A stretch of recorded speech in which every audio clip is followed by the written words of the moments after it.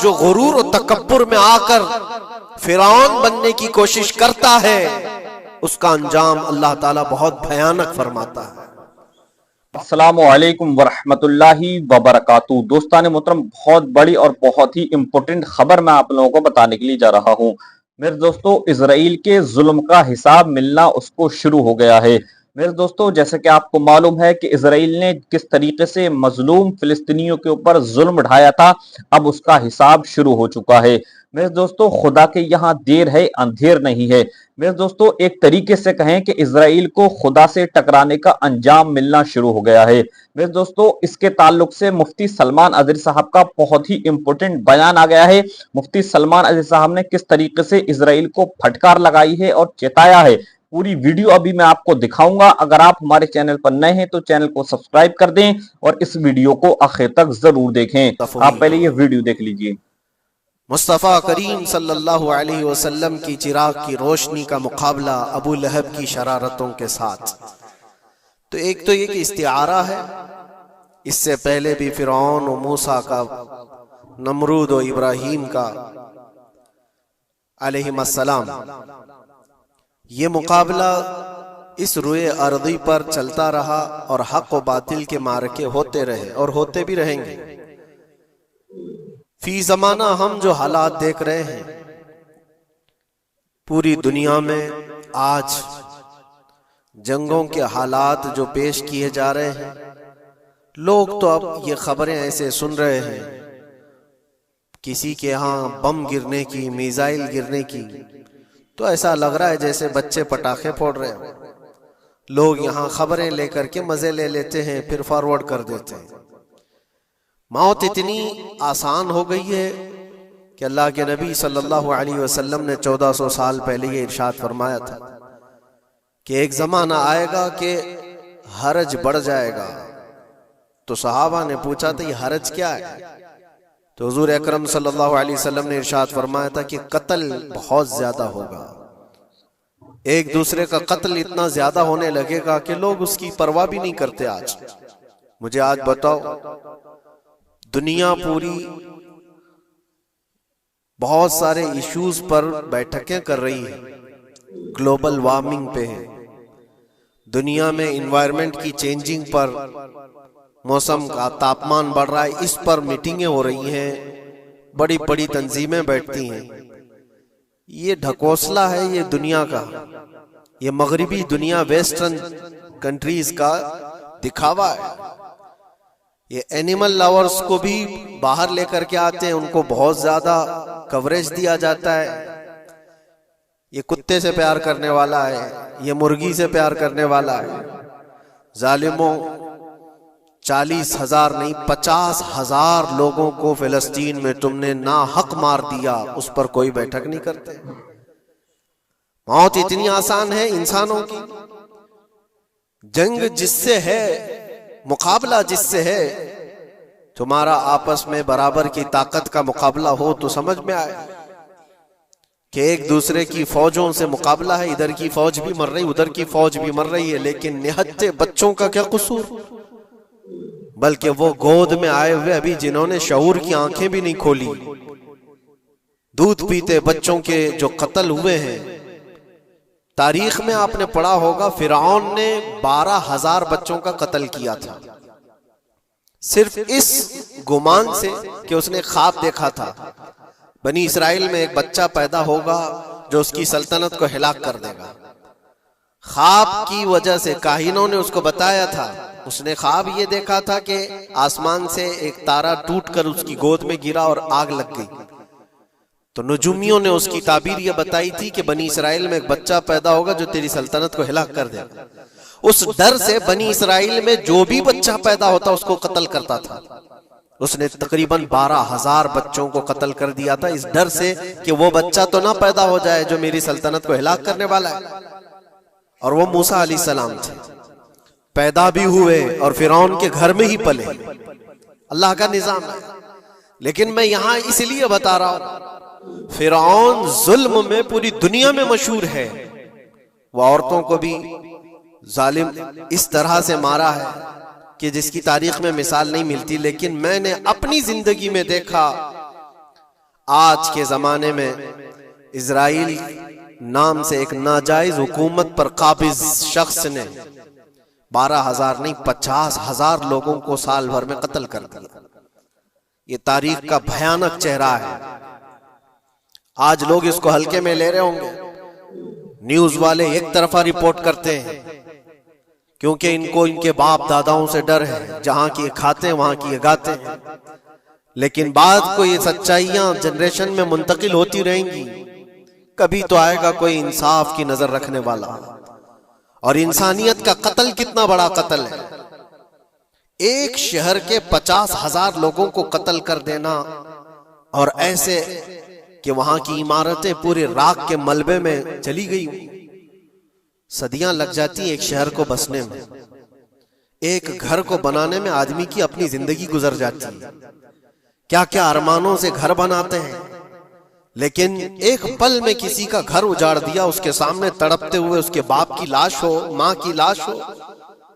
वो तस्वीरें क्या आपने नहीं देखी कि एक बाप छोटी सी बेटी को लेकर के दौड़ रहा है तो उसका बेटा अलग पैर और हाथ जले हुए बम से तड़प रहा है।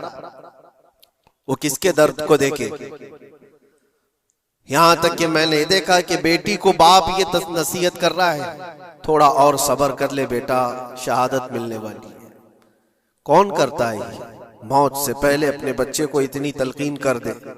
हालात ऐसे। दूसरे एक कि वहां पर खाने पीने की ऐड कोई जा नहीं सकती, उस पर पाबंदी। दवाइयां ना जाए, उस पर पाबंदी। दुनिया का कोई कानून इस चीज को जायज ठहराता है? मुझे बताओ, आतंकवाद का राग अलापने वाले इन बातों को क्या कहेंगे? इंसानियत अगर कहीं है तो उसका तस्वुर तो करो।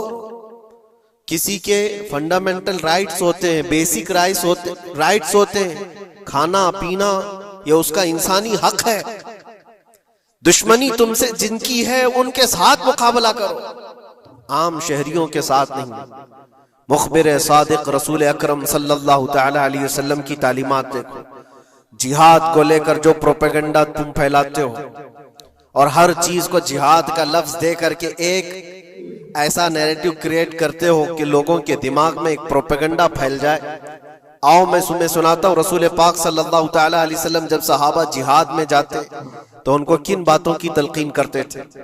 सबसे पहले मुजाहिदीन सहाबा से कहते, जिस जगह तुम जा रहे हो मुकाबला तुम्हारा जिनके साथ है उन्हीं से मुकाबला करना।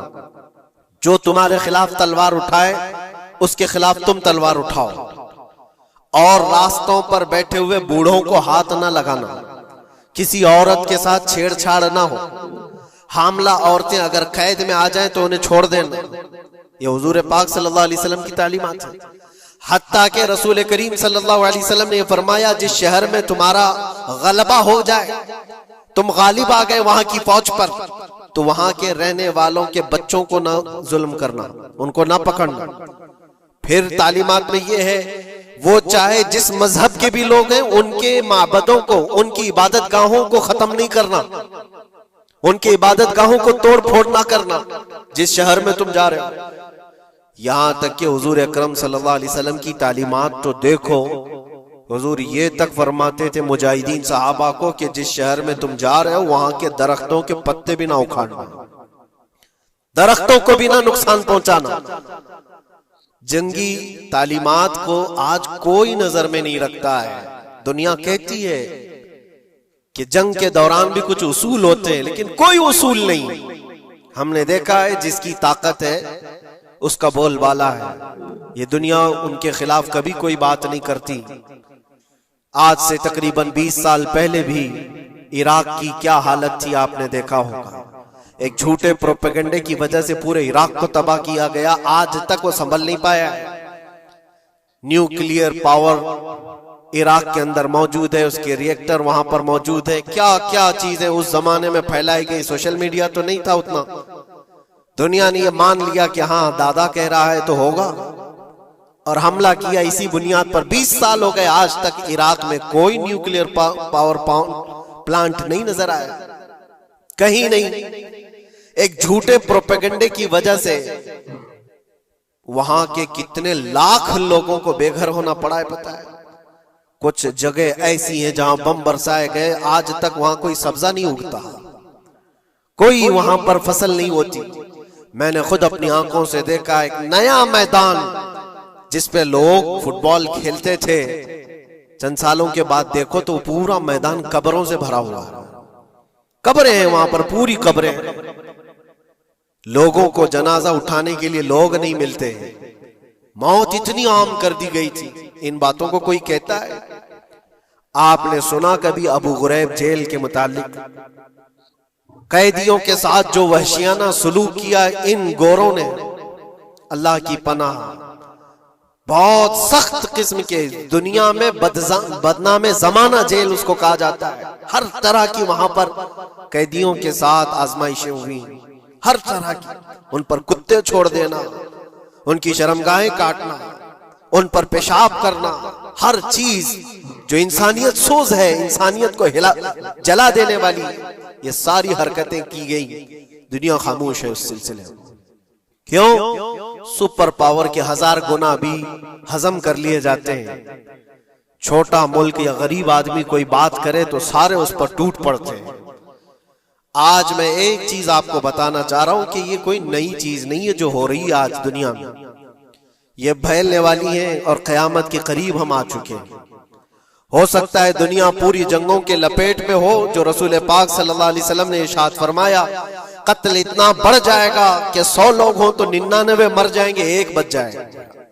कत्ल इतना बढ़ जाएगा, ये जंग की आग हो सकता है आसपास सब फैल जाए, जिसकी वजह से इस वबा में, इस बला में सब मुलविस होने लग जाएंगे। और एक बात ये भी याद रखो, चाहे जैसी भी हुकूमत हो, तारीख पूरी उठा करके देखना, जुल्म के बाद जो गुरूर और तकब्बुर में आकर फिरौन बनने की कोशिश करता है, उसका अंजाम अल्लाह ताला बहुत भयानक फरमाता है, बहुत भयानक अंजाम होता है। अब के जालिम भी अपने अंजाम के बहुत करीब आ चुके हैं। इन्होंने जुल्म इतना किया है, वो बच्चों की आहें, वो औरतों की चीखें क्या बारगाह रब्बुल इज्जत में ना पहुंची होंगी? रब तबारक व तआला खुद फरमाता है, सयअलमुल लदीन ज़लमू अय्य मुनक़लबिन यनक़लिबून, अनक़रीब जालिम ये देख लेंगे कि किस पलटी में अल्लाह ताला उन्हें गिराने वाला है। जो जाल वो अपने दुश्मनों के लिए बुनते हैं, अल्लाह ताला उसी जाल में उनको फंसाता है। आज देखना आप, तारीख की सच्चाइयां आपको इस बात का जवाब देंगी। जालिम ये समझता है कि मैं खुदा के बराबर हो चुका, मुझे कोई भी हिलाक नहीं कर सकता। अल्लाह ताला फरमाता है, इन्नमा तकुनु युद्रिकुमुल मौत वलौ कुंतुम फी बुरूजिम मुशय्यदा, तुम मजबूत किले में क्यों ना बैठे हो, मौत तुम्हारे पास आकर पकड़ लेगी। और रब तबारक व तआला के लिए कोई चीज नामुमकिन है। लोग आज हवा बनाते हैं कि एयर डिफेंस सिस्टम इतना बड़ा है, कोई कुछ नहीं कर सकता। एक छोटे से पिद्दे से एक नाजायज कंट्री को महफूज दिखाने के लिए दुनिया पता नहीं क्या क्या बातें वायरल करती है। इजराइल के पास आयरन डोम है, एयर डिफेंस सिस्टम इतने बड़े हैं, कोई नहीं आ सकता। वो खुदा है? कोई खुदा है? लेकिन दुनिया आज देख रही है, बहुत सारी चीजों को देख रही है। मुझे यहां पर किसी के सिलसिले में नहीं कहना है, लेकिन एक बात कहना है कि नशा में चूर, घमंड में चूर जो बंदा होता है, अल्लाह ताला कभी उसको मच्छर से भी हिलाक करता है। बहुत बड़ी ताकत का इससे मुकाबला होना जरूरी नहीं, तुम्हारे पास होगा बहुत बड़ा सिस्टम, लेकिन रब तबारक व तआला जब इंतकाम ले ले तो फिर तुम्हारे लिए बहुत बड़ी ताकतों की जरूरत नहीं। आपको मैं तारीख बताऊं। दोस्तान मोहतरम, जैसा कि अभी आपने ये वीडियो देख ली, मेरे दोस्तों उम्मीद है कि आप ये पूरा वीडियो देखकर समझ गए होंगे। मिलते हैं इंशाल्लाह आने वाले अपडेट के साथ। अस्सलामु अलैकुम वरहमतुल्लाहि वबरकातुहू।